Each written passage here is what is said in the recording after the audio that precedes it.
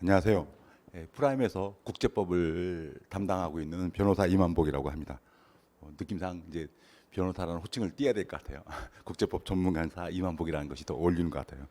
제가 이제 오늘 갑자기 영상을 찍게 되는 이유는 이제 제가 12월 14일 날 그 이순환 강자로서 이순환 강좌를 갖다가 개강을 하게 되는데 이순환 강의를 좀 개성 있게 진행하려고 해요. 그래서 개성 있게 진행하려고 하는데 그래서 예를 들어서 이제 홍보 광고가 나가면 개성 있는 광고가 나갈 수밖에 없는데 상당히 의아해할 수 있는 수험생들이 있을 것 같아가지고 있어가지고 좀 이렇게 구두로 설명드리는 것이 이제 강의 형식을 통해서 구두로 설명드리는 것이 더 좋지 않을까 해가지고 이렇게 좀 이순환과 관련된 일종의 홍보 영상이죠. 홍보 영상을 찍기로 결심했어요. 그리고 또 두 번째 뭐냐면 이순환 때 이제 보면 이순환 수업 진행과 관련해 가지고 미리 OT를 하는 거예요. 미리 OT. 항상 이순환 때 학생들 처음 만나면 뭐 부질없이 뭐 OT가 길어지는데 지금 OT 영상을 미리 찍어서 수업이 시작하는 12월 14일 날은 더 이상 OT 없이 바로 수업에 들어가는 방식으로 수업을 진행하려고 합니다.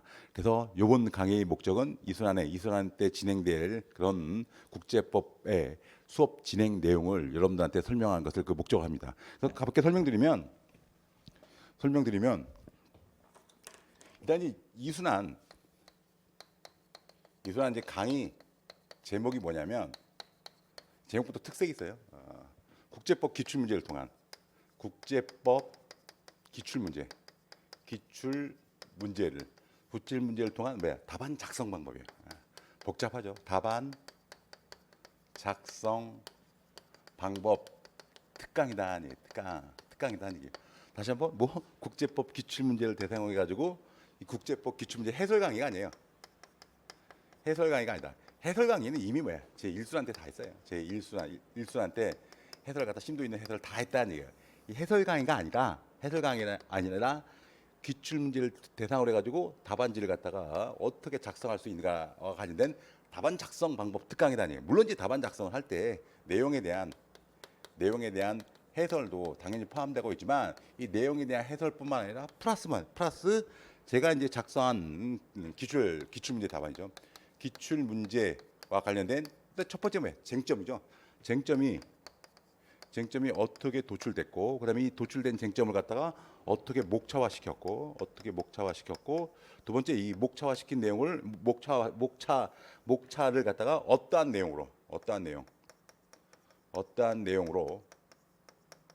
구성을 했는지에 대해서 즉 답안지가 제가 작성한 답안지가 어떠한 과정을 거쳐서 형성이 됐는지를 갖다가 여러분들한테 설명을 드려서 여러분들이 기출 문제를 통해서 실전적인 답안지를 어떻게 작성할 것인가라는 것들을 갖다가 가르치는 것이 바로 제 이순환과 관련된 강의의 기본 주제가 되게 된다는 얘기예요. 왜 이런 강의를 했냐면 당연히 뭐 수험생들의 요청이죠. 수험생 요청인데 이제 기본적으로 이제 어떠한 요청이 있었냐면 이제 제 강의를 좀 소개시켜 보면 제가 이제 보통 이제 이 학원 우리 신림동 학원가에서 강의를 개설하면 네 가지 단계죠. 1, 2, 3, 4 이렇게 네 가지 단계인데 뭐 보통 이걸 예비순환 그래요. 예비순환. 그다음에 2순환 두 번째 단계가 1순환이죠. 1순환이고 세 번째 단계가 이제 2순환. 네 번째 단계 이제 3순환 종합 정지 단계죠. 이렇게 진행되고 있는데 저는 이제 보면 여기서 저는 뭐 태생이 그런지 몰라도 남들 따라하는 걸 잘 안 해요. 근데 이 예비순환 강의를 저는 이제 보통 통상적으로 뭐냐면 예비란 표현을 쓰기가 되게 싫어해요. 그래서 기본적으로 기본 강의 그런 표현을 써요. 기본 강의라는 게 뭐냐면 이 기본이라는 용어가 이제 기초라는 용어도 있지만 중요한 내용들이죠. 중요한 내용들. 즉 그 국제법을 이해하는데 가장 중요한 쟁점들, 뼈대가 되는 쟁점들 갖다가 체계적으로 강의하는 걸 갖다가 저는 이제 기본 강의라고 표현을 하게 된다는 얘기예요. 그래서 기본 강의 때 교재가 뭐냐면 아무래도 교과서를 통해서 국제법을 접할 필요가 있으니까 신국제법 강의죠. 신국제법 강의하고 플러스 이 신국제법을 아주 나름대로 쟁점 차원에서 철저하게 분석한다는 얘기예요. 플러스 뭐냐면 이제 판례를 강의한다. 판례 강의를 추가하게 된다는 얘기예요. 왜 신국제법 강의에 판례를 갖다가 추가하냐면 첫 번째 그 이유는 뭐 다 아시다시피 신국제법 강의를 보게 되면 영문 판례가 기재되어 있죠. 영문 판례가 기재되어 있는데 기재되어 있는데 이 영문 판례 갖다가 수험생들한테 번역하면서 읽으라고 한 것은 좀 약간 무리한 것 같다는 얘기예요. 그래서 제가 이제 영문 판례 전체를 갖다가 번역한 건 아니지만 영문 판례에서 소개되어 있는 요지를 갖다가 이제 판례집을 통해서 정리를 했어요. 판례집을 통해서 이렇게 정리를 해가지고 그 판례집을 갖고 판례 강의를 갖다가 함께 진행되게 된다는 얘기예요. 두 번째 뭐냐면 여러분들 이제 두 번째 목적이 뭐냐면 이제 우리 그 수험국제법에서 많이 읽히는 책이 두 가지가 있죠. 하나가 뭐냐면 정희석 교수님이 지은 신국제법 강의죠.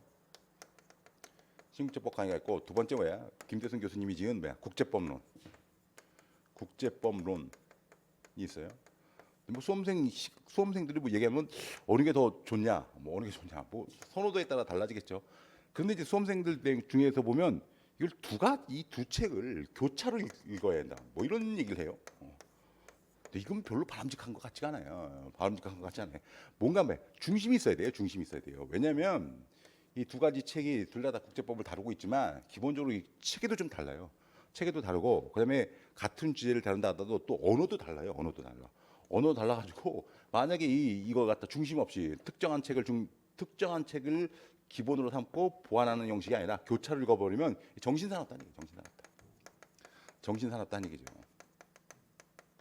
그래서 결국은 뭐 어느 한 책을 갖다가 중심으로 잡고 그걸 중심으로 뼈대를 세운 다음에 다른 책을 갖다가 보완하는 방식이 될 수밖에 없는데 저 개인적으로는 뭐냐면 상대적으로 뭐야 이것이 신국제법 강의를 중심으로 해가지고 체계를 잡는 것이 더 바람직하다고 생각해요. 그 이유는 뭐냐면 오히려 국제법론 내용은 이제 국제법론이 더 풍부하게 되는데 신국제법 강의가 좀 상대적으로 쉽게 서술되어 있기 때문에 수험 국제법을 공부하는 학생들 입장에서 보면 오히려 신국제법 강의를 읽는 것이 어떤 국제법 지식에 대한 토대를 쌓는 데 도움이 된다는 얘기예요. 그런데 이제 신국제법 강의만 갖고는 좀 부족한 면이 좀 있어요. 그래서 부족한 면이 있는데 그 부족한 면을 갖다가 결국 뭐야? 이 국제법론을 통해서 이렇게 보완을 해야 되는데 보완하는 데 순서가 있어요. 순서가 있는 게 뭐냐면 제일 먼저 보완할 게 뭐냐면 제가 보완할 게 이 국제법론이 이게 상당히 판례를 많이 다뤘어요.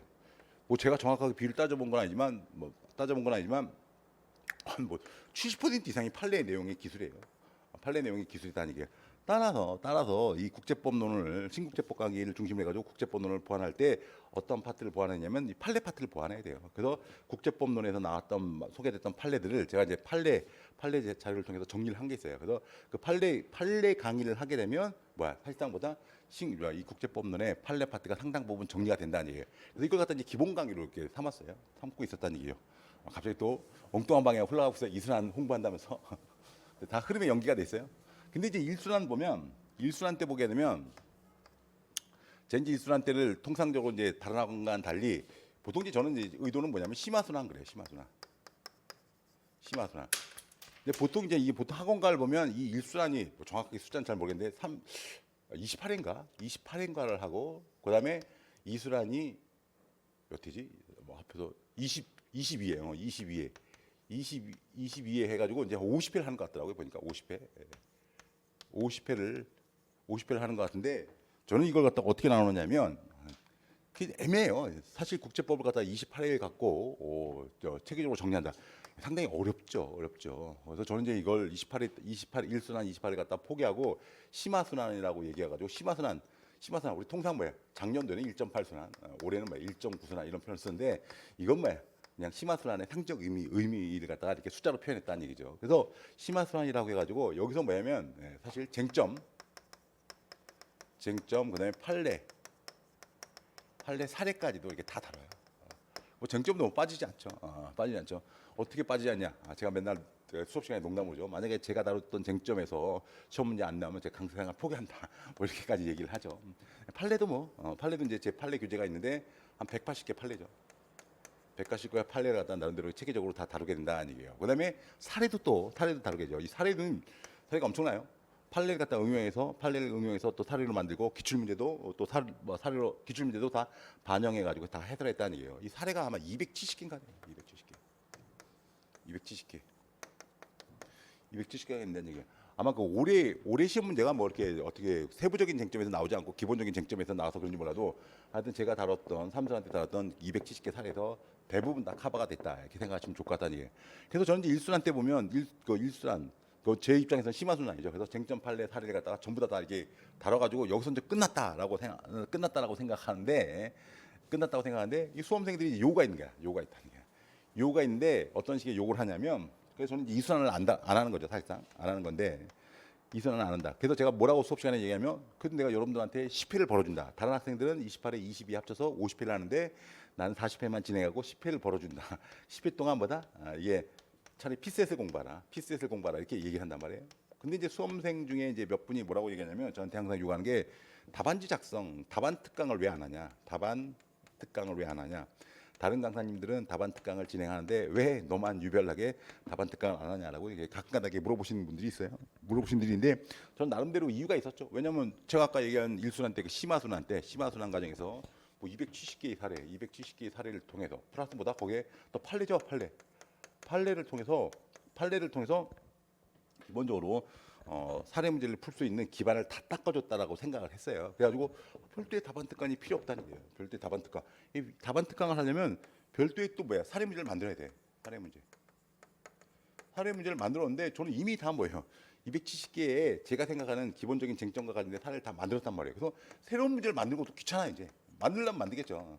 새로운 문제를 만드는 것도 뭐 귀찮죠. 귀찮다는 게. 그냥 필요성이 없는 거죠. 귀찮기보다는 정확히 따지면 필요성이 없는 거죠. 제 개인적 입장에서는 이제 필요성이 없다고 생각한 거죠. 필요성이 없다고 생각하는데 또 학생들은 또 이렇게 그런 게 아닌 것 같더라고요. 그래서 항상 새로운 사례 문제를 통해서 쟁점은 동일하다 하더라도 새로운 사례 문제를 통해 가지고 좀 문제를 풀길 바란다. 이랬단 말이에요. 근데 가만히 그 수험생들의 요구를 들어보니까 그 사례는 쟁점은 다 커버가 되지만 사실관계를 갖다 그대로 커버할 수는 없어요. 올해 같은 건 예외죠. 올해 같은 경우는 사실관계도 어느 정도 커버가 돼요. 왜 사실관계도 어느 정도 커버가 되냐면 올해 같은 경우 사례 문제의 베이스가 뭐야? 판례거든요.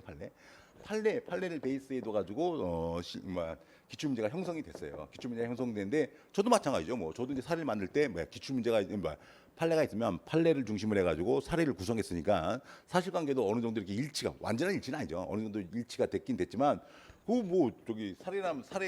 이 국제법 기출 문제 중에 꼭 사례가 또 판례의 사실관계의 바탕을 두고 만들어진다라는 보장이 없잖아요. 물론 이제 그런 경향이 강해지겠죠. 이제 판례를 중심으로 해가지고 사례 문제를 만드는 것이 가장 깔끔하고 문제 만들기도 편하고 논란의 여지도 없고 그다음에 문제가 고급스러워가지고 판례를 중심으로 해가지고 뭐 내년도에도 사례가 구성되지 않을까 뭐 이런 생각을 하지만 그건 뭐 저의 예상이자 희망사항에 불과하고 결국 뭐야? 사실관계를 바꿔서 쟁점은 다 알려진 쟁점이지만 사실관계를 바꿔서 또 출세할 가능성도 상당히 높다는 얘기예요. 그래서 결국 이렇게 보면 그거는 여러분들이 이제 현장 적응 능력이거든요. 현장 적응 능력, 즉 사실관계를 여러 번 판례 사실관계나 아니면 제가 만들었던 이 사례 사실관계를 열심히 읽어가지고 쟁점을 뽑아내는 훈련을 하게 되면 뭐 시험장 가서도 새로운 사실관계가 나타난다 하더라도 쟁점을 뽑는데 전혀 무리가 없다라고 저는 생각을 했죠. 했는데 학생들의 생각은 좀 달랐다는 얘기예요.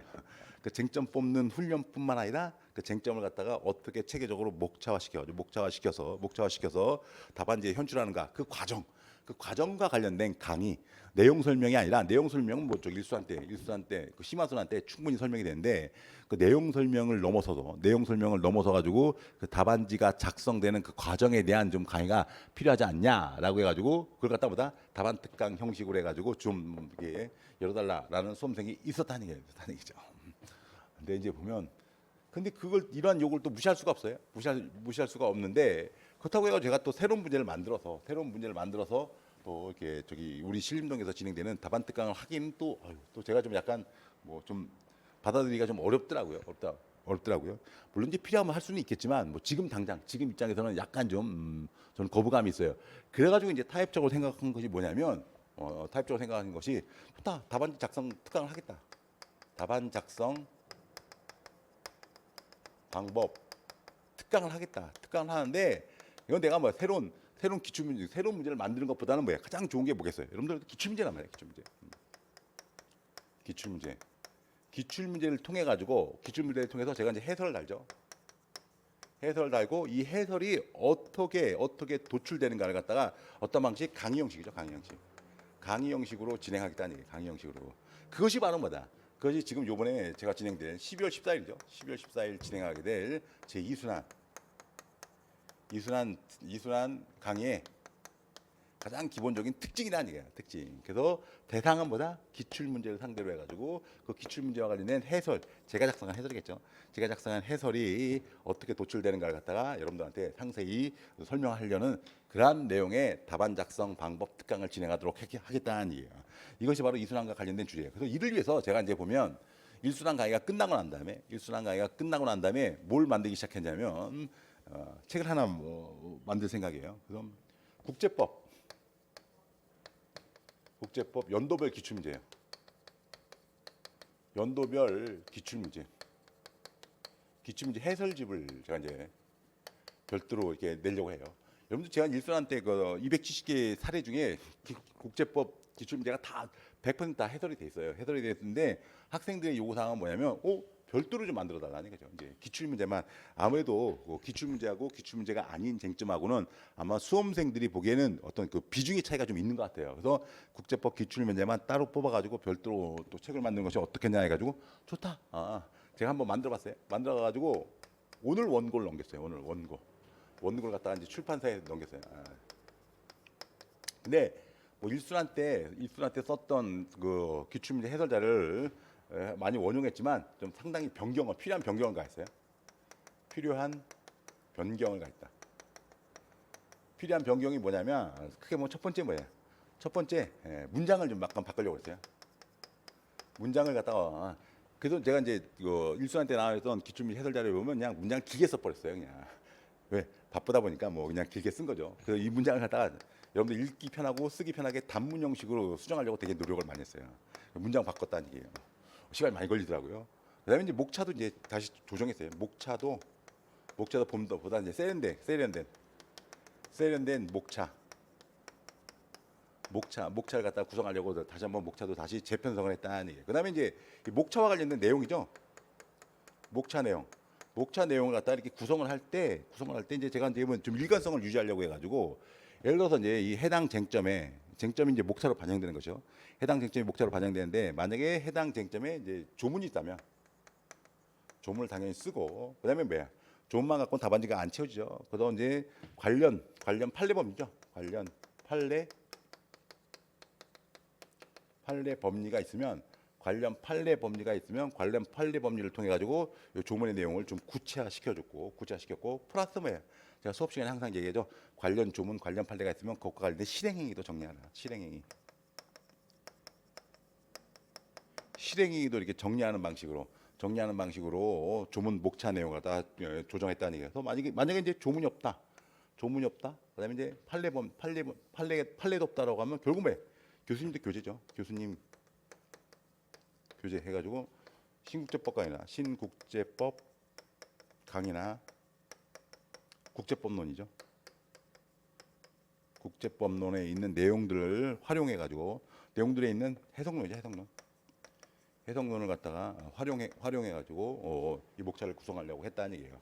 근데 뭐 사실 보면 시험에서 쟁점화되는 것들은 전부 다 조문이 있든지 아니면 조문이 없다고 하면 관련 판례가 있고 그다음에 또 뭐 실행행위들이 다 있어요. 그래서 뭐 조문 관련 판례 실행행위들만 정리하면 우리 국제법에서 출제되는 기출문제와 관련된 쟁점, 그다음에 앞으로 출제가 예상되는 쟁점은 웬만하면 다 커버가 되지 않을까 했다는 얘기예요. 그래서 이 부분을 갖다 좀 정리하려고 했다는 얘기예요. 그다음에 또 정리한 게 뭐냐면 그다음에 이제 일반론과 관련된 활용이에요. 일반론 활용. 제가 이렇게 가끔 가다 보면 국제법 기출문제 해설과 관련해 가지고 수험생들이 뭐라고 얘기하냐면 일반론을 지나치게 많이 쓴 것 같아요. 일반론을 지나치게 이렇게 확장을 하는 것 같아요. 과연 이게 바람직한가 이런 생각이 들어요. 물론 이제 국제법 답안지 작성함에 있어서 다양한 방법이 있지만 한 가지 까먹어서는 안 되는 것이 우리가 이제 사례 문제라는 거예요. 사례 문제. 이 사례 문제란 말이에요. 그럼 사례 문제는 뭐랑 다른 거야? 쟁점형 문제랑 다른 거야. 쟁점형 문제가 다르다는 거예요. 그러면 사례 문제는 사례 문제답게 풀어야 되는 거예요. 사례에서 요구하고 있는 쟁점을 발견하고 그다음에 플러스 뭐야? 그 쟁점과 관련된 조문, 해석론, 판례, 법리. 그다음에 이제 실행 관행 있으면 실행 관행들을 갖다 이렇게 구성을 해가지고 답안지를 만드는 것이 기본 원칙이에요. 원칙이에요. 또 일반론을 많이 쓸 이유가 별로 없어요. 별로 없다는 얘기예요. 별로 없다는 얘기예요. 그런데 이제 보면 올해도 그런 것 같은데 보니까 올해도 보면 산문이죠, 산문. 올해 산문이 보면 기본적인 주제가 뭐냐면 가장 기본적인 주제는 역시 누가 뭐래도 뭐 강행규범과 주권면제의 관계죠. 주권면제의 관계고 그다음에 이 강행규범과 관련해 가지고 또 무슨 쟁점이 파생되냐면 고문금지죠. 고문금지가 과연 뭐야? 강행규범에 해당하냐? 해당하냐? 그다음에 주권면제와 관련해 가지고 이건 부수적 쟁점 같은데 불법행위 예외죠. 불법행위 예외가 적용될 수 있느냐? 이렇게 나와요. 제가 보면 제 목차를 보면. 근데 이제 보면 제 3분의 문제가 이게 사실 보면 다 알겠지만 아드사니 사건의 사실관계를 그대로 이제 원용했다고 봐도 무방한 그런 문제인데 그러면 요 정도만 뽑아내면 40점 배점이에요. 40점 배점이 다 채워져요. 왜냐하면 이게 강행규범과 주권면제의 관계가 이게 상당히 쟁점이 커요. 이것만 갖고도 뭐냐면 이것만 갖고도 이제 교수님 책을 보면 신국제법관이라든지 이제 국제법론에 보면 털면 이게 뭐 이것만 20점이 나와요. 20점이 나온다는 얘기예요. 그다음에 이제 고문금지가 과연 강행규범에 해당하는가? 이것도 뭐야? 강행규범 일반론이 나오죠. 강행규범 일반론 나오고 플러스 뭐야? 고문금지의 성격. 이렇게 쓰면 이것도 한 10점이 나와요. 그다음 불법행위 예외. 이거 불법행위 예외는 큰 쟁점 같지는 않은데 불법행위 예외도 예를 들어 뭐 10점은 너무 큰 것 같고 예를 들어 한 6점 정도 부여한다는 얘기예요. 그러면 20점, 30점, 20점, 30점, 36점이 나온단 말이야. 그리고 서론에 배점 두고 그다음에 또 뭐야? 결론에 배점 두면 이게 40점이 나오는 거야. 근데 일반론을 쓸 만한 이유가 별로 없어요. 제가 보기엔 별로 없다니. 그러니까 일반론을 쓰면 보통 이제 옛날부터 사법시험 때부터 얘기하면 사례형 문제에 일반론을 쓰면 일반론의 내용이 전형화돼 있어요. 전형화돼 있는 게 뭐냐면 예를 들어 일반론 하면 예를 들어 주권면제와 관련된 일반론을 쓰면 그걸 길게 쓸 이유가 전혀 없어요. 주권면제 개념이 뭐냐? 두 번째 뭐야? 주권면제가 왜 인정되느냐? 취지. 주권면제가 뭐냐? 법적 성격이 뭐냐? 법적 성격이 이제 국제관습상 원칙이죠. 이런 것들 갖다가 가볍게 뭐 한 3점, 4점 내의 범위 내에서 적당히 쓰면 돼요. 그럼 이것이 뭐야? 주권면제와 관련된 일반론을 다 쓴 거야. 그런데 이제 일부 수험생들 말씀 들어보면 여기에 갑자기 뭐 주권면제의 적용 범위와 관련해서 뭐 절대적 주권면제, 그다음에 제한적 주권면제 여기까지 다 써버리더라는 얘기예요. 더 나가서 뭐 제한적 주권면제로 해서 뭐 행위목적성, 행위성질성 이런 걸 막 썼다는 얘기예요. 이런 거 큰 배점을 넣어가지고 쓴 것 같다는 얘기예요. 근데 쟤는 지금 이 산문에서 사례 형식으로 물어보는 그 시험에 관해 가지고 과연 절대적 주권면제로 쓸 만한 여지가 있냐는 얘기죠. 그다음에 제한적 주권면제로 쓸 만한 여지가 있냐? 거기 더 나가서 뭐야? 행위 목적설, 행위 성질설을 쓸 만한 여지가 있냐? 저는 없다고 생각한다는 얘기예요. 그래서 별로 이렇게 득점 포인트가 별로 안 돼요. 이런 것들 열심히 써야죠. 강행규범과 주권면제에 관계해 가지고 신국제법강이라든지 아니면 국제법론에 나왔던 세부적인 논거들 갖다가 차분히 배점을 둬 가지고 정리를 해야 되는 것이 고득점과 관련된 주요 답안지지. 뭐 제한적 주권면제론이 뭐 행위 목적설이니 행위 성질설 써봤자 의미가 별로 없어요. 의미가. 그리고 제 개인적 생각은 그것도 수험생들이 보면 너무 일반론을 갖다가 이게 남용한다. 일반론을 너무 남용하는 경향이 있다는 얘기예요. 그래서 일반론을 갖다가 제가 한번 그렇다고 해가지고 일반론을 너무 무시할 수는 없는데 제가 그래서 보면 한 기출문제 2013년도부터 2023년도까지죠. 11년간 기출문제에서 제가 그래서 일반론을 갖다가 어느 범위에서 활용하려고 하면 금방 말씀드린 거예요. 각 문제에 보면 일반론을 쓰긴 써요. 쓰긴 쓰는데 개념하고 그 취지하고 법적 성질 요 범위 내에서 일반론을 갖다가 정리를 해버리고 그다음에 나머지 서술들은 전부 다 사회와 관련된 직접적인 쟁점으로 구성하려고 되게 노력을 했다는 얘기예요. 그래서 일반론을 어느 정도 범위 내에서 활용할지도 11년치 기출문제를 통해서 일관되게 이게 나타나 있다는 얘기예요.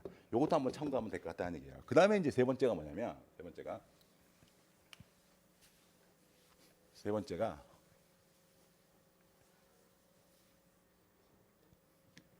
번째가 이제 잔소리를 했어요. 잔소리한 게 뭐냐면 제가 이제 이 책이 아마 지금 출판사한테 이번 주에 맡겼으니까 12월 초쯤에 나올 것 같아요. 12월 초. 12월 저기 페이지 보니까 한 200페이지 될 것 같아요. 200페이지. 200페이지 될 것 같고 그 나오겠는데 제가 잔소리를 좀 심어놨어요. 잔소리가 어떻게 반영되냐면 각주 형식이에요. 각주 형식. 그래서 이게 보면 각주가 수백 개가 되는 것 같아요. 각주가 수백 개가 된다. 이 각주 형식에 수험생들이 오해를 하고 있는 그 쟁점사항에서 제가 일일이 한번 코멘트를 달아봤다니. 코멘트를 달아봤다. 원래는 원래 이제 국제법 기출문제는 그냥 내용 설명 쭉 하고 이렇게 잔소리들이죠. 이 잔소리들은 수업 강의 시간에 설명한 것이 맞지만 그냥 저기 뭐 저는 한번 특이한 방식으로서 제가 수업 시간에 떠들 수 있는 수업 시간에 여러분들한테 설명이 필요한 사항들을 갖다가 전부 다 곳곳에서 각주의 형식으로 전부 다 기술을 해놨다는 얘기예요. 그렇다고 해서 전부 다 기술한 건 아니고 전부 다 기술할 수도 있었는데 전부 다 기술하게 되면 본말이 전도가 돼요. 본문보다도 각주가 더 많아지는 그런 불상사가 발생해가지고 어쩔 수 없이 잔소리를 좀 줄여가지고 기본적인 잔소리만 각주 형식으로 이렇게 기재해놨다는 얘기예요. 나머지 부수적인 잔소리들은 수업 시간을 통해서 수업 시간 특히 요번 국제법 기출문제를 통한 답안 작성 방법 특강을 통해 가지고 추가적인 잔소리를 갖다가 그냥 함께 하도록 하겠다는 얘기예요. 요것이 이제 보면 제가 이제 요번에 이순환 때 의도한 강의 기획에 해당한다고 본다는 얘기예요. 여기서 멈추면 안 되죠. 그다음에 또 플러스 알파가 있다는 얘기예요. 플러스 알파가 뭐냐면 플러스 알파.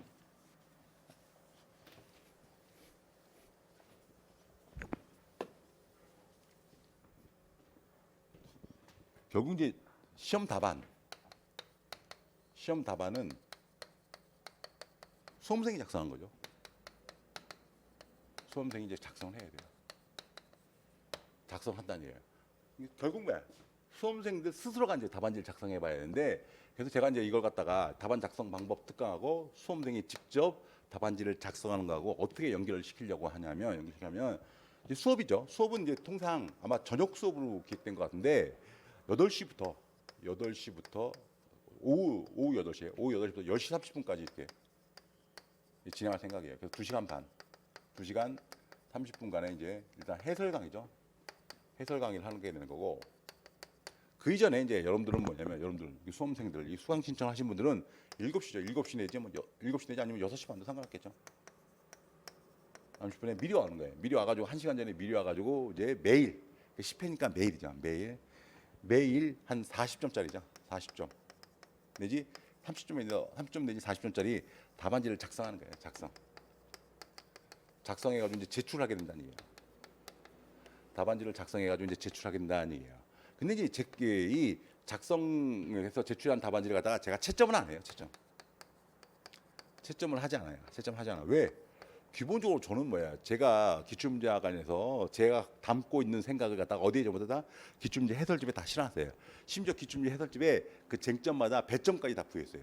배점까지 다 부여했기 때문에 제가 굳이 여러분들의 답안지를 갖다 채점할 이유가 전혀 없어요. 전혀 없어요.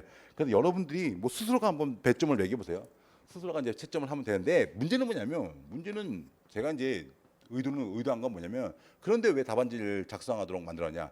제가 한번 여러분들하고 좀 논의를 좀 해보려고. 국제법 기출문제를 대상으로 해가지고 국제법 답안지가 어떻게 형성되는지 저의 일방적 의사만 전달하는 것이 아니라 여러분들의 의사도 제가 한번 반영을 한번 해보겠다는 얘기예요. 그래서 여러분들의 의사는 말로 표현하면 안 돼. 답안지 작성 방법은 말로 하면 된다? 안 된다. 뭐로 나타나야 된다? 답안지로 나타나야 된다는 얘기예요. 그래서 말로 구두로 대화하는 것보다는 여러분들이 답안지를 작성하고 그걸 갖다가 제출하게 되면 제가 그 답안지를 갖고 읽고 여러분들하고 한번 대화를 해보겠다는 얘기예요. 그래서 보면 이제 여러분들이 그럼 총 10회 시험을 보는 거죠. 총 10회 시험을 보게 된다는 얘기예요. 그러면 분명히 뭐 10회 다 보는 분도 계실 거고 그다음에 아마 그 숫자가 좀 적은 분도 있겠죠. 그래서 이 10회 시험을 다 본 다음에 채점을 안 한다고 써요. 채점을 하지 않고 그다음에 보면 이제 이 이순환 강의가 종강이래요. 종강을 하게 되면 종강 이후죠. 종강 이후에 여러분들 한 사람당과 1인당 1시간 내지 1시간 반이에요. 1시간 30분에 좀 이렇게 상담 시간을 가지려고 한다. 상담 시간을 가져가지고 여러분들이 작성한 답안지를 제가 한번 가볍게 훑고 나가지고 제가 한번 의문점 있는 거 물어볼 거예요. 왜 이런 목차가 들어가는지, 왜 이런 흐름의 목차가 형성된지 여러분한테 한번 물어보려고 한다는 얘기예요. 그래서 그것과 관련해 가지고 여러분들이 대답을 해야 돼요. 대답을 하시고 그다음에 만약에 이제 여러분들이 어떤 여러분들 창의력 있는 답안을 갖다가 제가 수용하려고 하면 제 기출문제 해설집에 반영을 하려고요. 내년도에 이제 만약에 올해 나왔고 내년도에 개정할 필요성이 있다라면 수험생들이 작성한 답안지 중에 기출문제와 관련된 답안지 중에서 창의적이고 또 뭐야 수용할 만한 의견이 있다라면 학생이 작성한 그 기출 문제와 관련된 해설 내용을 그 다음에 개정판 때 반영을 해가지고 다시 책으로 다시 재편집하려고 한다는 얘기예요. 그래서 이제 제가 여러분들한테 좀 부탁드린 게 이제 아마 첫 수업부터 바로 뭐예요? 시험을 볼 거예요. 시험을 본다는 얘기예요. 시험을 보는데 아무래도 이제 첫날은 이제 공고를 해야 되는데 첫날은 뭐냐면 2013년 기출문제예요. 2013년 기출문제 중에 40점짜리 내지 이제 뭐 30점짜리 있으면 30점짜리 내고 이걸 갖다 낼 거예요. 예고를 해드린 거예요. 수강 예정인 분들한테 미리 예고를 해준다. 첫날도 시험을 보는데 그 첫날의 시험 범위는 어디다? 2013년도 기출문제 중에 40점 내지 30점짜리 시험 문제를 제가 내도록 하겠다는 얘기예요. 근데 문제는 뭐냐면 제가 이제 열어서 여러분한테 부탁드린 게 답안지 작성할 때 있잖아요. 답안지 작성 시에 제가 출제한 문제를 갖다 꼭 작성할 필요 없어요. 작성할 필요 없다는 얘기예요. 여러분들이 원하는 11년째 아무거나 상관없어요. 11년째 아무거나 상관없다는 얘기예요. 그래서 여러분들이 한번 스스로 써보고 싶어하는 그 기출문제 답안지를 갖다가 독자적으로 써서 제출 한번 해보세요. 제가 이렇게 문제를 주어진 건 그냥 하나의 선택하기 곤란한 분들은 뭐다? 그냥 이 문제를 써라는 얘기예요. 써라는 거고 여러분들이 생각하기에 여러분들이 평소에 한번 쓰고 싶어가지고 저랑 같이 한번 논의해보고 싶었던 기출문제 쟁점이 있으면 그걸 쓰시면 돼요. 그걸 쓰시고 다만 뭐예요? 거기에 표시를 해야 되는 거죠. 몇 년도 몇 년도 기출문제 몇 문이다라고 표시만 해주시면 된다는 얘기예요. 표시만 해주시고 그 문제를 작성하게 되면 제가 그거 갖다가 한번 참고를 한번 해보겠다는 얘기예요. 참고를 해보겠다. 그래서 그걸 갖고 여러분들이 평소에 쓰고 싶었던 기출문제, 다른 사람과 논의하고 싶었던 기출문제를 여러분 스스로가 써서 저한테 제출하게 되면 그 문제를 바탕으로 해가지고 우리가 한번 이 1시간 반 정도 잡힌 상담 시간에 한번 논의를 한번 해보자는 얘기예요. 논의 한번 해보자. 그 다음에 두 번째 뭐냐면 또 부탁드리고 싶은 것이 그래서 다시 한번 정리하면 제가 매년 매 시간마다 여러분들한테 제공하는 기출 문제는 그냥 예시예요, 예시. 그걸 풀고 싶으면 그걸 푸시는 거고 그다음에 아니다. 이 문제는 내가 너무 많이 접했다. 나는 다른 문제를 풀고 싶다라면 다른 문제를 풀어 가지고 저한테 제출하면 된다는 얘기예요. 그래 가지고 여러분들이 썼던 그 문제를 갖고 한번 토의를 한번 해 보자는 얘기예요. 두 번째 부탁하는 게 뭐냐면 기출 문제 작성이에요. 기출 문제 이제 작성과 관련해 가지고 제가 아까 말씀드린 대로 이게 제 기출 문제집이 기출 문제 해설집이 12월 초에 나와요. 12월 초에 나오게 된다는 얘기예요. 나오게 되면 여러분들 뭐 기출 문제 해설집이 이제 지금 신림동 수험가에 없으니까 아마 웬만한 학생들은 다 구매를 할 거라고 생각을 해요. 특이하잖아요, 그죠? 국제법 연도별 기출 문제 드디어 나왔나 하면서 살펴볼 거란 말이에요. 그래서 그걸 읽어보시고 난 다음에 만약에 이제 수업을 들으실 분이 있으면 자기가 이제 써보고 싶은 문제들이 분명히 생긴단 말이야. 그 써보고 싶은 문제들이 뭐냐면 제가 작성한 그 목차보다도 평소에 스타디를 통해서 형성한 여러분들의 생각이 있단 말이야. 그 생각이 있으면 그 생각을 갖다가 저와 생각이 다르면 다른 내용의 답안이죠. 다른 내용이 답안을 여러분들이 쓰고 싶으면 누가 제 교재와 다른 내용의 답안을 쓰고 싶으면 그걸 제출하세요. 제출하셔가지고 언제 한번 논의해보자. 요 상담 시간에 왜 그러한 생각을 해서 그러한 목차가 나왔는지 저랑 같이 한번 토론해봐가지고 그 생각을 한번 함께 조정해보자. 이것도 만약에 여러분들이 작성한 답안의 내용이 수용할 만하다고 하면 제가 그걸 받아들여가지고 뭐다 그 내년도에 만약에 개정판을 낸다고 하면 그 개정판에 반영을 하도록 하겠다는 얘기예요. 반영했다. 그래가지고 이렇게 만약에 수업을 진행하잖아요. 수업을 진행하면 기출 문제에 대한 복습도 하는 거고 그다음에 뭐다 기출 문제를 통해서 여러분들의 의사를 갖다가 표현하고 저랑 같이 토론하면서 기출 문제를 대상으로 해가지고 답안지 작성 방법과 관련된 기본적인 이제 프레임을 짤 수 있지 않을까라 이렇게 생각한다는 얘기예요. 그래서 이것이 가장 특징적인 모습이다. 다시 한번 정리하면 기본적으로 제가 이제 10회에 걸쳐 가지고 매일 제가 여러분들한테 써야 될 문제를 내주지만 그건 뭐예요? 의무가 아니다. 그냥 권고사항에 불과하다 아니에요. 만약에 평소에 여러분들이 기출문제를 공부하면서 쓰고 싶은 문제, 이 쓰고 싶은 문제라는 건 뭐냐면 저랑 같이 토론하고 싶은 문제겠죠. 저랑 같이 토론하고 싶은 문제가 있다라고 하면 그 토론하고 싶은 문제를 갖다가 그냥 작성해서 저한테 제출하면 된다는 얘기예요. 그래서 한 10회 정도 채워줬으면 가장 바람직하죠. 10회 정도를 갖다가 여러분들 독자적으로 쓴 기출 문제를 갖다가 제출하게 되면 제가 그 독자적으로 작성한 기출 문제를 갖고 상담 시간에 같이 한번 논의를 한번 해보자. 뭐가 올바른 흐름이고 뭐가 올바른 구성 방법인지를 갖다가 한번 논의를 한번 해보자니. 이 논의하는 과정에서 기출 문제를 중심으로 해가지고 여러분들의 답안지 작성 능력이 한 차원 더 업그레이드 되지 않을까라는 것이 바로 이제 제 강의의 기본적인 목표다는 얘기죠. 잘 머릿속에 잘 알아두시면 좋겠다는 얘기예요. 그다음에 또 하나 이제 보면. 마지막 사소한 얘기인데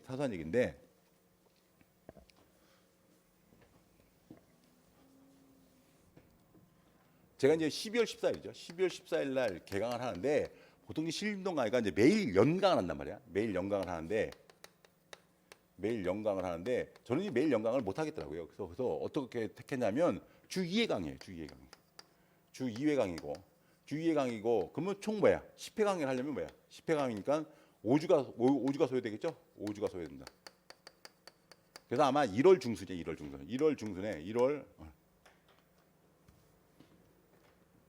2024년도 1월 중순에 이제 종강을 하게 되는 거죠. 그 연강을 안 하고 이렇게 주 2회 강의를 하게 된 이유가 뭐냐면 여러분들 보면 이제 통상 우리 신림동에서 공부하시는 분들이 12월 달 되면 모든 걸 다 포기하고 피셋에 집중한다는 얘기예요. 피셋에 집중을 하게 됩니다. 그래서 12월 달 이후에 개설되는 강의들은 진짜 형해야 되는 것 같아요. 형해야 된다는 얘기예요. 그래서 저도 만약에 아마 이 강의를 갖다가 12월 14일부터 연강을 하게 되면 강의가 형해야 될 가능성이 상대적으로 높아요. 그런데 이제 보면 만약에 이제 주 2회로 나눠 놓잖아요. 주 2회로 강의를 하게 되면 여러분들이 피셋 공부하다 보면 피셋만 하루 종일 공부하기가 상당히 힘들거든. 힘든데 그때 이제 한번 일주일에 2번 정도죠. 일주일에 2번 정도 와가지고 이제 한번 국제법과 관련해 가지고 답안지를 한번 작성해보고 또 이 강의 내용도 크게 부담이 없어요. 왜냐하면 뭐 어떤 심도 있는 내용을 갖다가 소개하는 것이 아니라 여러분들이 어느 정도 인식하고 있는 어느 정도 한두 번씩 다 풀어봤을 국제법 기출 문제를 상대로 해가지고 이거 갖다가 어떻게 체계화시키고 구조화시킬 것인가와 관련된 강의이기 때문에 강의 내용도 큰 부담이 별로 없을 것 같아요. 다는 얘기예요. 그래가지고 피셋 공부하다가 일주일에 2번 정도 시간을 내가지고 아마 화요일 금요일인가 아마 그 정확한 날짜는 아마 나중에 추후 공고를 한번 확인해 보세요. 그래서 한번 그 피셋 공부하다가 좀 머리가 아프면 이 국제법 이 기출문제를 통한 답안 작성 방법 특강을 들으러 가볍게 오시면 상대적으로 큰 부담도 없어질 거다 아니에요. 이거 만약에 연강 형식으로 하면 매일 답안지를 써야 된다. 매일 답안지를 써야 된다는 그 부담감 때문에 아마 끝까지 유지하기가 어려울 거예요. 그러나 만약에 주 2회로 분산시켜 놓으면 피셋 공부하다가 실제 과목이 좀 불안하다 싶으면 관련 국제법 기출 문제를 보면서 본인 스스로가 한번 생각을 해보고 답안지를 작성해보고 그다음에 강의 시간에 들어와가지고 강의 시간 편안한 마음으로 되게 편안하겠죠. 농담도 많이 할 거예요. 편안한 마음으로 답안지 작성과 관련된 훈련을 갖다가 한번 해보자는 얘기예요. 그래서 주 2회 특강이다니 주 2회 특강으로 진행하기로 했다는 얘기예요. 이 부분 유념하셔가지고 제가 지금 말씀드린 내용이 이제 추후에 나가게 될 공고에 다 반영되도록 노력할 테니까 혹시나 반영이 못 된다 하면 이 OT 강의를 통해 가지고 좀 이해를 한 다음에 수강 여부를 결정했으면 좋겠다는 얘기예요. 그다음에 다시 한번 마지막으로 말씀드리지만 12월 14일 이순환 강의가 첫 개강될 때는 이 OT 강의를 다 들었다는 전제 조건 안에 수업을 진행할 겁니다. 그래서 별도의 OT 시간이 딱 없고 바로 여러분들이 작성한 여러분들이 바로 답안지를 작성하고 그걸 수강한 다음에 제가 그 해당 문제와 관련된 기출 문제, 그다음에 연도별 기출 문제를 순차적으로 쭉 풀어나갈 생각이다 아니에요. 이로써 제 이수한 강의 개설과 관련된 OT 강의를 끝내도록 하겠습니다. 예, 기회가 되면 12월 14일 뵙도록 하겠습니다. 수고 많으셨습니다.